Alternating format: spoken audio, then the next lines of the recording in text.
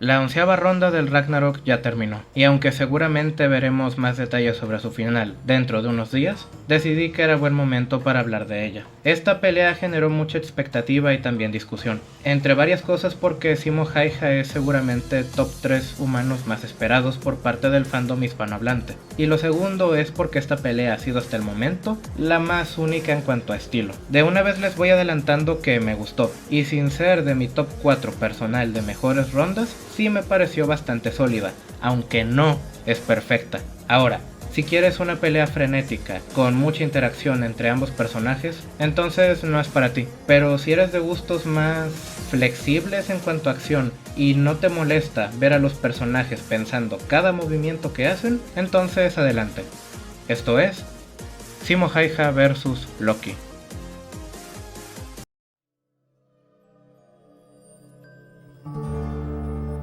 Simo Häyhä está dentro del arquetipo del personaje estoico y de pocas palabras, cuya verdadera complejidad yace en su pasado y cómo éste influye en sus acciones. Y vaya pasado, pues similar al de Nikola Tesla sin ser muy extenso, va directo al grano con lo que necesitamos saber.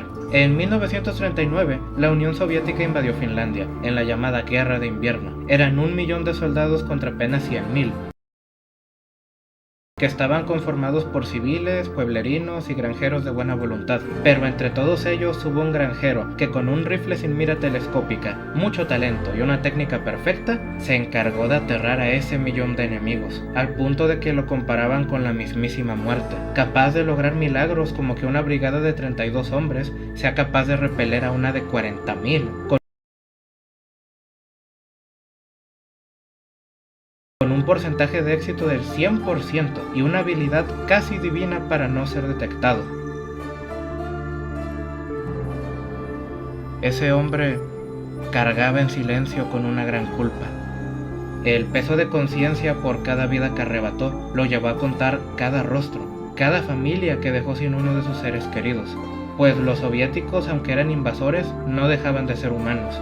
No hubo una sola noche en que Simo pudiera dormir en paz, pues sabía que cada hombre que eliminaba era una mujer a la que dejaba viuda, unos niños a los que dejaba sin padre, unos padres a los que dejaba sin hijo.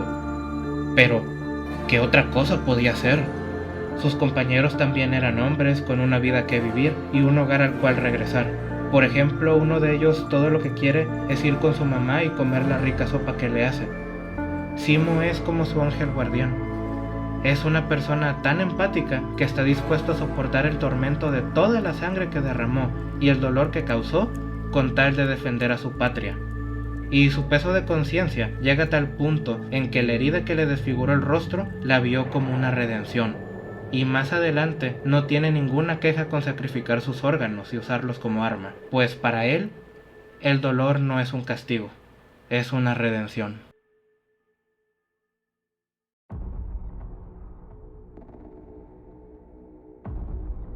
Loki es el personaje más egoísta de todo Shumatsu. Para muchos su obsesión por Brunhild fue salida de la nada, pero lo cierto es que desde su primera aparición se dio una pista a lo que veríamos después, y la explicación sobre su obsesión que tiene por ella, aunque es muy XD, es bastante real. Loki es un dios con sangre de los gigantes de hielo, muy temido en el cielo por su reputación de asesino que no tolera las osadías ni de los que son de su propia sangre. Nunca se nos dice explícitamente, pero todo apunta a que jamás había recibido ninguna clase de afecto femenino. Por eso, cuando Brunhild apareció y le pareció gracioso su truco de la sandía, él se enamoró al instante de su sonrisa, y desde entonces se empeñó en hacerla reír. Aclaración: que una mujer se muestre amistosa contigo no significa que le gustes o que tengas oportunidad de ligártela. Sé que es algo muy obvio, pero hay no pocos hombres que al igual que Loki no lo tienen claro. Por eso hay gente que hasta lo tacha de víctima de forma no irónica. Y eso le hizo llevarse la desilusión más grande de su vida cuando se dio cuenta de que Brunhild ya estaba saliendo con un hombre, Sigurd, e incluso ya estaban comprometidos. Y es aquí en donde se muestra que Loki es la persona más egoísta de este manga, pues con tal de deshacerse de Sigurd, se hizo pasar por él y desvivió al dragón de Odín para inculparlo y que lo metan al bote.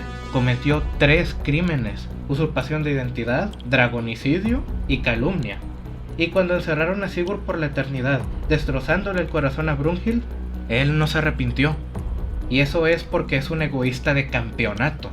A él no le importa que Brunhild haya perdido el amor de su vida, lo que le importa es que ya no puede ver su sonrisa. No se arrepiente de amargarle la existencia, no se arrepiente de sus acciones, se arrepiente de las consecuencias, y ni siquiera es por empatía, es porque ya no puede tener aquello que desea. Loki es un personaje enfermo y despreciable, pero mala persona no es lo mismo que mal personaje. Su pasado es mi segundo favorito entre los dioses por detrás del de Susano, y aporta más información a la trama de los dioses primordiales junto con desarrollarnos más al personaje de Brunhild. Así que aunque no es de mis favoritos, objetivamente lo considero uno de los mejores de todo el manga.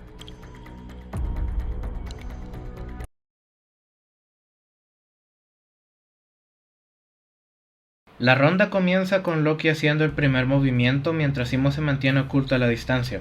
El dios del engaño usa su habilidad para sacar un clon de Odín, Thor y Hércules, provocando una reacción de shock en los espectadores, especialmente en Ares y Jack, que este último muestra una furia silenciosa al ver cómo usa la imagen del único ser que mostró genuino amor hacia él. Los clones comienzan a destrozar el bosque nevado del escenario para llegar hasta Simo, pero el francotirador más letal de la humanidad ya se había desplazado del lugar sin que absolutamente nadie lo viera, tomando una ubicación distinta en donde nadie lo pueda ver. Loki decide no perder el tiempo y usa su anillo del bufón, un arma divina que hace que su limitación de solo 4 clones desaparezca, y procede a crear un ejército de tantos clones que son incontables. Además, había dicho una pequeña mentira cuando dijo que entre mayor la cantidad de sus clones, menor era el poder individual de cada uno, pues Loki es capaz de distribuir a voluntad su poder entre sus clones, dándole en secreto un gran porcentaje de poder a uno de ellos. Si Simo le dispara a un clon débil, entonces se va a confiar al creer que todos serán fáciles de derribar, y si le dispara al más poderoso, se preocupará al ver que todos son tan resistentes, aparte de revelar su ubicación con la trayectoria de su bala y el ruido del disparo. El plan de Loki es en resumen sugestionar a su oponente y llegar hasta él rápidamente, una buena estrategia, pero entonces...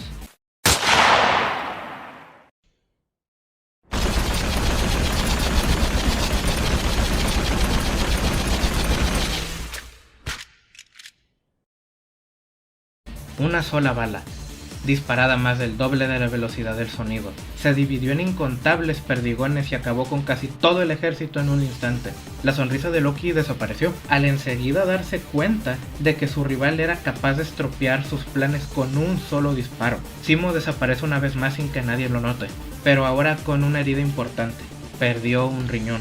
La razón es que al forjarse el Volunder, solo el arma divina y el cuerpo del humano en cuestión son capaces de herir a un dios, por lo que para cumplir con esa condición, Simo debe sacrificar un órgano para fabricar cada bala que dispare. La explicación me parece muy buena, pues respeta lo que hemos visto en el manga hasta la actualidad. Además, esto no es un nerfeo como muchos dicen, sino más bien un handicap, pues sin ese sacrificio que debe hacer por cada disparo, Simo estaría demasiado OP, y su pelea sería incluso más unilateral de lo que fue, pues su bala y el matar es de las técnicas más poderosas vistas por un Einherjar. Simo se trepa en un árbol y dispara una segunda vez, esta vez sacrificando su riñón.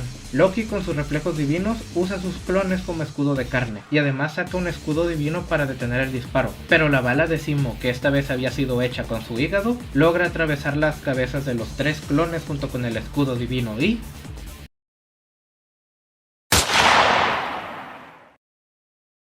Finalmente, Loki cae sin vida al suelo. La humanidad se pone a celebrar la victoria de Simo, pero el dios del engaño había vuelto a ser de las suyas. Desde casi el inicio de la pelea, había dejado una réplica exacta en todo sentido de él en el campo de batalla y se había mantenido oculto en el bosque, buscando sigilosamente la ubicación de Simo como medida preventiva. Loki pensaba que su clon sería suficiente para ganar. Había infravalorado las habilidades del francotirador y por culpa de eso había perdido su anillo del bufón, que yace en el cadáver de su clon. Y desde aquí es que siento que la pelea tiene una pequeña incongruencia en su final. El anillo del bufón le da otras habilidades a Loki. La primera es la creación de un clon con su mismo poder y esencia. De ahí que Jack no haya sido capaz de distinguirlo como un clon, la cual está bastante bien.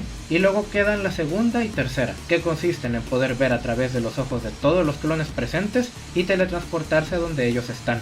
Pero si el clon de Loki es el que tenía el anillo, entonces ¿cómo es que Loki pudo localizar a Simo? Si para ver a través de los clones tiene que llevar el anillo puesto. La explicación nunca la dan, aunque se puede suponer que sencillamente Loki principal había estado buscándolo hasta finalmente dar con él, siguiendo la trayectoria y ruido de sus disparos. Esa pequeña incógnita se puede responder con sentido, así que no le veo el problema. Mi queja viene más adelante. A Loki solo le quedan 4 clones para crear. Quizás piensen que podría usarlos como cebo para recoger su anillo del bufón, pero bajo su punto de vista, aparte de arriesgado, tampoco sería de ayuda, ya que él no sabía que Simo perdía un órgano con cada disparo, así que no había sentido en sacar otro ejército de clones si Simo los podía eliminar con tantísima facilidad. Entonces, tras pensar en un plan, decide apostarlo todo en un último engaño. Un clon de Hércules aparece por detrás de Simo. El francotirador reacciona y lo elimina en tan solo medio segundo, dándole un disparo directo en el corazón. Pero entonces, el que aparentemente era Loki junto con un clon de Thor, aparecen varios metros detrás de Simo. Resulta que ese supuesto Hércules era en realidad Loki, que se había disfrazado. Su plan era que Simo creyera que eliminó a un clon, aprovechando la diferencia de tamaño y complexión que tiene con Hércules para no ser dañado en ningún punto vital, y luego distraerlo con los 2 clones de atrás para que se voltee y entonces decapitarlo por la espalda. Solo era cuestión de que Simo voltee. Pero la muerte blanca conoce la sensación de arrebatar una vida. Para muchos esto no tuvo sentido, pero aquí debo recordarles que luego del final de las peleas no suelen dar una explicación sobre el resultado. En mi opinión hubieron varias pistas que Simo pudo notar para no caer en la trampa, empezando porque no era propio de Loki atacar de forma tan directa. Incluso si era acompañado, Simo ya había demostrado que puede eliminar a muchísimos enemigos sin problema alguno. Aparte, Simo había visto que al morir los clones comenzaban a desaparecer hasta convertirse en niebla, y justo con ese supuesto Hércules eso no pasó. Loki supuso que Simo se confiaría y dispararía lo que tenía detrás. Infravaloró la habilidad analítica del que dentro de este universo es el mejor soldado moderno de la historia. Y cuando Loki entró en pánico al ver que la muerte blanca le estaba apuntando, su destino se selló. Y ahora les menciono la que a mi parecer es una incongruencia en la pelea. Loki transfirió su cuerpo al pájaro que volaba a la zona como último recurso, pero como estaba de nervios gritó, lo que combinado a la velocidad de reacción tan buena de Simo terminó con Loki recibiendo un tiro en la cabeza y perdiendo la vida. ¿Cómo es que Loki se teletransportó si para eso necesita el anillo del bufón? Es el único momento sin explicación lógica que le veo a la pelea, aunque eso le da más crédito a Simo en cierto modo, pues esa incongruencia a favor de su rival no le quitó la merecida victoria que tuvo. Y así, fue como en un último e intenso asalto que duró solo 7.69 segundos, la humanidad se hizo con la delantera nuevamente, y se puso a solo una victoria más de la salvación.